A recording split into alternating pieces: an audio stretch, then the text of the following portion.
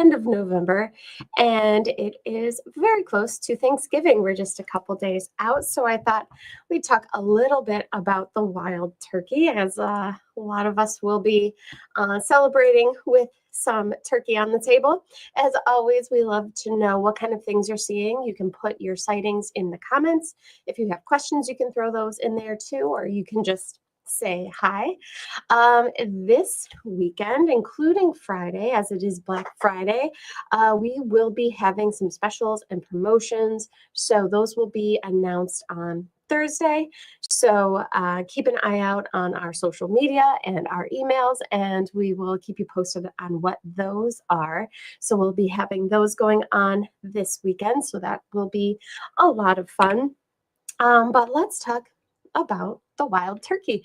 Most of us will have the day off on Thursday in celebration of this beautiful bird.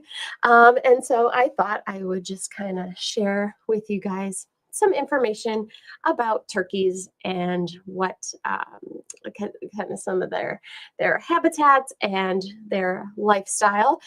So wild turkey are pretty common birds now. For a while, they weren't as common, but as there's been more and more woodlands kind of popping up, they have really made a resurgence. They like open woodlands, so it's not uncommon to see them running through the woods, or if you are by some fields by the woods, or even if your backyard is by the woods, you might get them in your backyard. People definitely do get them in their yards. They eat just about everything. They are omnivorous, and they have a very wide-ranging diet, which is another reason why they can be so common. It's because they have a lot of options for what they eat. They will forage on the ground. They eat nuts. They eat small animals, like they are known to eat things like snakes and other reptiles. They'll eat amphibians like salamanders. They'll eat small mammals even, but they definitely eat lots of nuts, lots of berries, seeds. So you might even sometimes see them underneath your bird feeders. Like I said, if you're by the woods, they are a ground nester. So the female will nest on the ground. She kind of burrows a little divot in the ground and will lay her eggs in there.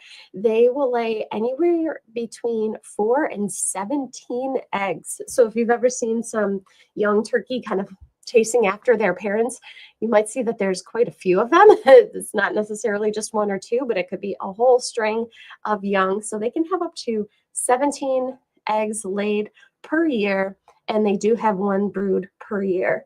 And the wild turkey is found across the United States and up into Canada. They're found in all 49 states. They're found in everywhere, all the states except Alaska. They just don't go up that far. They are pretty common. So their estimated population is 6.9 million. So there's a lot of turkeys out there. And just a fun fact about the turkeys, they can not only fly, and you can sometimes even see them perched in trees because they do fly, but they're also known to be able to swim. They can swim with their really strong legs. So just some cool facts there about the wild turkey. As far as some bird sightings locally, probably the most exciting thing coming in is pine grosbeak. So pine grosbeak, we've been talking about these eruptive birds, these birds that come into the area, not every year, but some years we have these eruptions of birds that come down further south than they normally would. Pine grosbeak is one of them. And the pine grosbeak has been pretty numerous, and more are kind of flowing in, it seems like. And the best place to go see them, if you're looking for a little adventure, is at Webster Park. So if you're local to where I am in Rochester, the best place to go see them is at Webster Park. This is a map pulled from eBird, and no matter where you are in the world, you can pull up eBird and you can look for specific species and see where they've been seen recently. You can do this from anywhere in the world. You can look up any bird that you want to see, and you can see all these pinpoints on where they have been seen.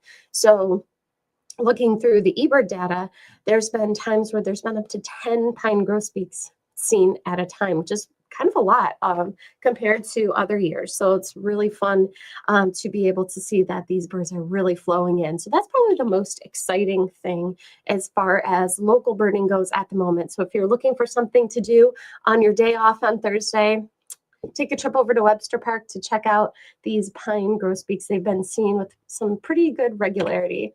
The other eruptive bird that's coming into that same area is going to be evening grosbeaks. So they've been seen kind of in that same area over in Webster Park and in Durand Eastman Park also. So evening grosbeak, not in the same numbers as the pine grosbeak, but the evening grosbeak has also been seen. And you never know, check out your feeders because evening grosbeak are more likely to come to bird feeders than the pine grosbeak are. They'll come to sunflower seed, safflower, any kind of feeders like that. So not a lot of reports yet from customers of evening grosbeaks coming to their feeders, but as we go on in the winter and food gets more scarce, keep an eye out at your feeders because both the pine grosbeak and evening grosbeak are common feeder birds up further north. So that's some exciting birding news from around here. And if you do go out to look for some of these birds, also be on the lookout for Bohemian waxwing. This is another eruptive bird that will come down to this area for the winter sometimes. If you are seeing a flock of cedar waxwings, take a closer look because you might have a Bohemian waxwing mixed in. This is a picture here taken from the Audubon site of a cedar waxwing with a Bohemian waxwing. The cedar waxwing is on the left and the Bohemian waxwing is on the right. So you can see the color differences and the size differences. The Bohemian waxwing is a much stockier bird. You can see it's got a lot more gray color on it, but they both have that black mask. They both love berries, so check out trees with berries on them. And you might just be lucky enough to see some Bohemian waxwing mixed in with the cedar waxwing. And they've been seen just like this other gang of birds, with the evening grosbeak, the pine grosbeak, they've been seen out at Webster Park this year. So some other cool eruptive bird news. And then the redpolls. There have been reports of redpolls coming into the area. We've heard lots of customers who are getting redpolls getting picked up on their Merlin ID apps and their haiku boxes. So the redpolls are out there. These definitely do come to feeders. The redpolls will come to your Niger seed feeders. So definitely keep your Niger seed feeders full, not only for the redpolls, but some of the other birds I'll show you in a minute too. We've been getting lots of people too asking about finches, that their finches have all of a sudden left. They had a bunch and now they're all gone. That is kind of a common occurrence, I would say. The finches, especially goldfinches, they are known to just kind of flock around without any rhyme or reason. So it isn't uncommon for somebody to have a whole bunch of finches at one time and then all of a sudden they're gone. So that's just kind of how they roll. That's just kind of what they do. So don't be surprised if you have a ton of finches one day and then all of a sudden they're gone. They will come back. It's just, it's very unpredictable, I guess, is the best way to put it. So they are here all winter long. So they are in the area. They're just kind of doing their own thing. They might be finding some food out there naturally. So if you haven't seen any recently, don't panic or anything like that. You can keep your feeders up. You just want to make sure that that feeder is clean. If the feeder has any kind of mold in it, the finches are very finicky, as they should be, I guess, and they won't come to a feeder that has a lot that is dirty. So you want to make sure your feeder is nice and clean and that the seed is fresh. The seed can go bad after 2 or 3 months. It can dry out and the finches won't eat it. So you want to make sure feeder is clean, seed is fresh, and then you're doing everything that you can do to make sure the finches have a good place to eat. So even if you haven't seen the goldfinches, I would highly suggest keeping those Niger feeders out because you might see the redpoll and things like pine siskin, which I'll show you a picture of in just a moment. White-breasted nuthatch. Lots of people getting white-breasted nuthatch. They can be a little bit of an eruptive bird where they will make some seasonal movements. Not only are white-breasted nuthatch around and they're common year-round, but there's also the red-breasted nuthatch. And red-breasted nuthatch will absolutely come to feeders. They'll come to suet feeders. They'll come to sunflower seed feeders. And then this is a picture here of a red-breasted nuthatch at a Niger feeder that has our finch favorite mix in it. So they will come to feeders definitely, and it's been a pretty good year for red-breasted nuthatches. So this might be a new bird for you in your yard. Really, really cute little nuthatch, a little smaller than the white-breasted nuthatch, so be on the lookout for them as well.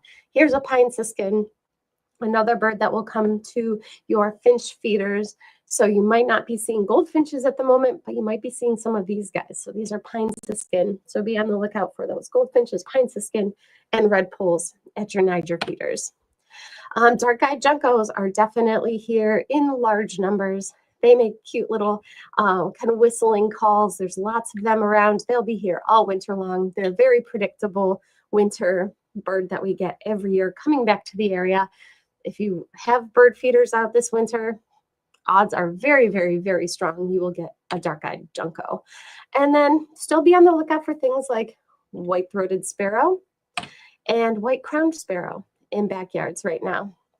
So a good mix of different songbirds are definitely out there on top of your normal cast of characters like cardinals and blue jays and chickadees and tufted titmouse.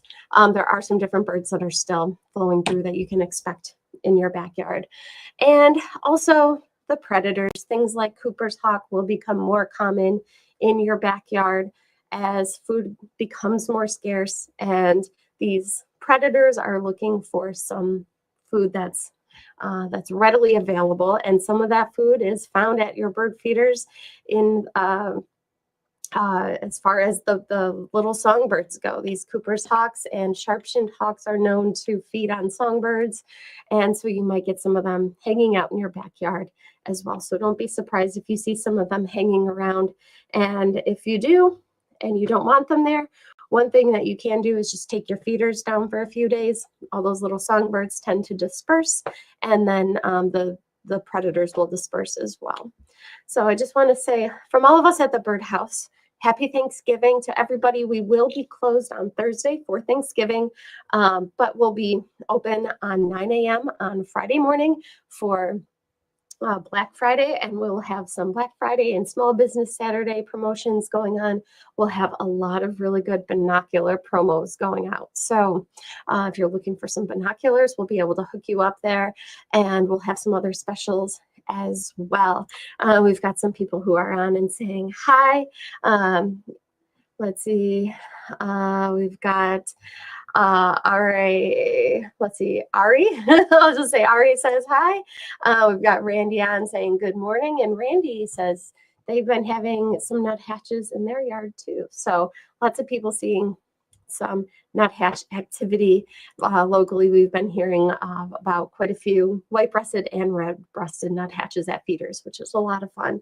So it looks like that's everybody's comments and questions for the day. We'll be back on Saturday with another broadcast. And until then, have a wonderful Thanksgiving. Have a wonderful rest of the week.